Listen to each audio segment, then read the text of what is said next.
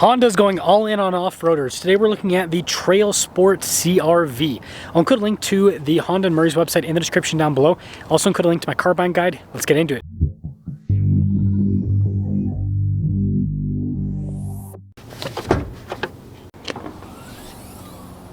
Under the hood is a 2-liter 4-cylinder paired to a hybrid. It puts out 204 horsepower and then 247 pound-feet of torque. Fuel economy is 38 around town and then 33 on the highway.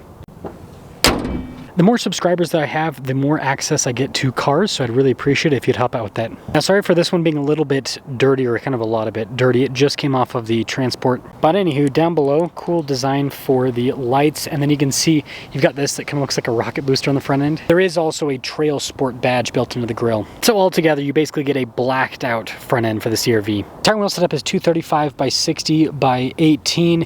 I would say that these are kind of like softer all-terrain tires, which makes sense for the package. Got these rugged looking fender flares, and then you can see the cladding on the side too. Elements like the mirror caps and the door handles are blacked out. The contrast with the blacked out elements and with the slightly more aggressive tires looks pretty cool from the side. When it comes to key fob features, we have our lock and unlock function, the opening for the hatch, remote start, and then the Honda logo in the back. 12 volt here in the rear, and there's quite a bit of cargo space with the CR-V. Now, I do need to mention there is no spare underneath.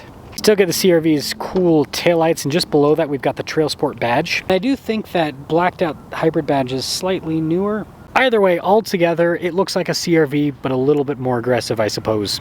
Let's pop inside. You've got this nice trim at the top of the door panel, and then you can see the orange stitching down below with the soft touch. The Trailsport does come with cloth seats, but you've got kind of like a mesh there in the center with more orange stitching on the sides. Legroom in the back is good.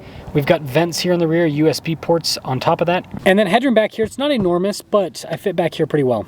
There is keyless entry for the front, and let's pop in. Soft touch all over the front door panel with more of that orange stitching. Blind spot monitoring with the mirrors. The mirrors are power adjustable, and then the front two windows are automatic. Trailsport there on the headrest, and then more of that cloth trim. The driver's seat is power adjustable with lumbar support. The passenger seat is manual with the adjustments. And start her up. Soft touch all around the steering wheel with more orange stitching in the center. Heated steering wheel functions at the bottom. Up to the right of that, we've got our adaptive cruise control with your lane centering little paddles there on the back. Over on the left-hand side, you got your volume and voice command controls, and then it has traditional stalks there behind the steering wheel. Got this nice digital gauge cluster. Either gauge on the sides can be changed when it comes to the information that it displays, depending on what you want to see. Backup camera in reverse with trajectory lines. As for the rest of the screen, you've got some physical buttons here on the side with little volume control. It is a touch screen. That's kind of interesting. Yeah, overall it's user-friendly, and it does have Apple CarPlay and Android Auto, which is the most important part, I suppose. Now let's talk about trim, because we've got some nice trim on the dash. You also have a cool design here with the vents. It kind of goes all the way across the dash, again to the vents here in the center. Then below that, we've got our dual zone climate controls, heated seats with this too. This car is also equipped with some USBs, a 12 volt and a wireless phone charging pad. Shifter here to put it into gear, and it does have a B mode as well. Drive mode select right next to that. Hill descent, we've got a parking brake and our brake hold. Center console here, quite a bit of storage, and you've got more nice soft touch and orange stitching on top. And this is equipped with a sunroof. 2026 CR-V Trailsport, $40,195. Let's see how the Trailsport performs. What this rugged off-road capable CR-V is all about. I think it's cool that Honda's making this. I just hope that they don't go too hard with the advertising. Like if you want more off-road capability from Honda, real off-road capability, you're gonna get a Passport or a Ridgeline, not a CR-V. But it is cool they're putting the Trailsport nameplate on this.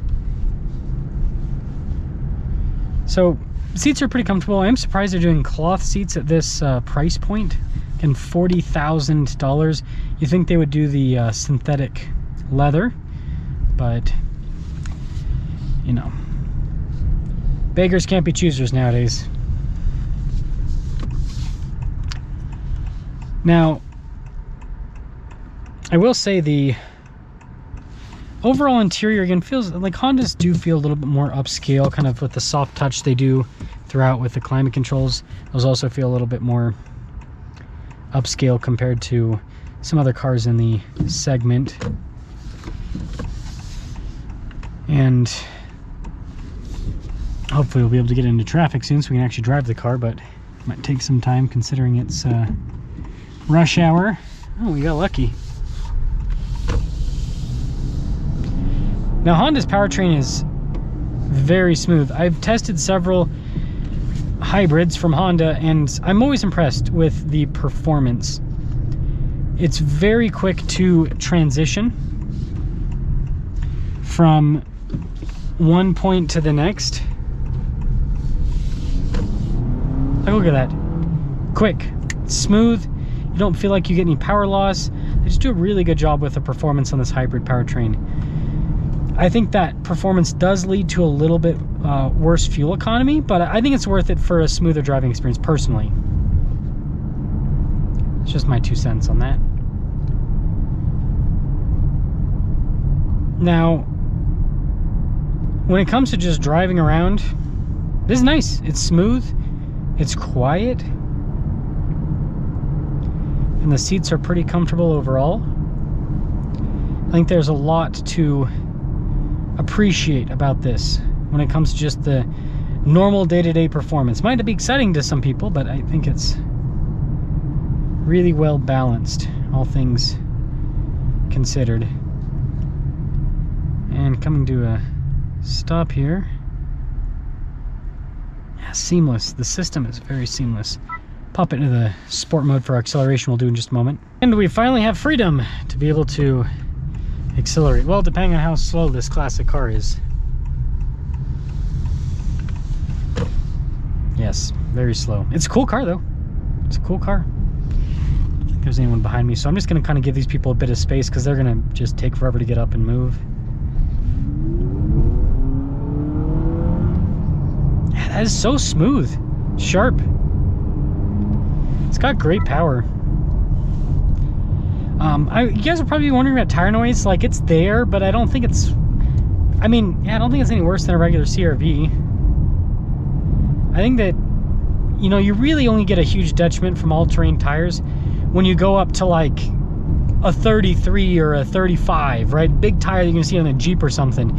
On a car like this, you go from the street tires to the all-terrains. Yeah, the ride quality might be a little bit worse. It is a little bit worse, and you know, road noise might be a little bit higher, but it's pretty much negligible for the most part. You get used to it, and it's very small amounts overall. So the Trailsport, I think this was done quite well. I know a lot of people will be critical of this. We all know that, you know, manufacturers are just playing into what people want. Everyone wants to have the off-road looks, even though they're not going to take it off-road, because off-road cars look cool. So this having that, I think, is a big plus. Just understand this is a CR-V hybrid. This is not a Jeep.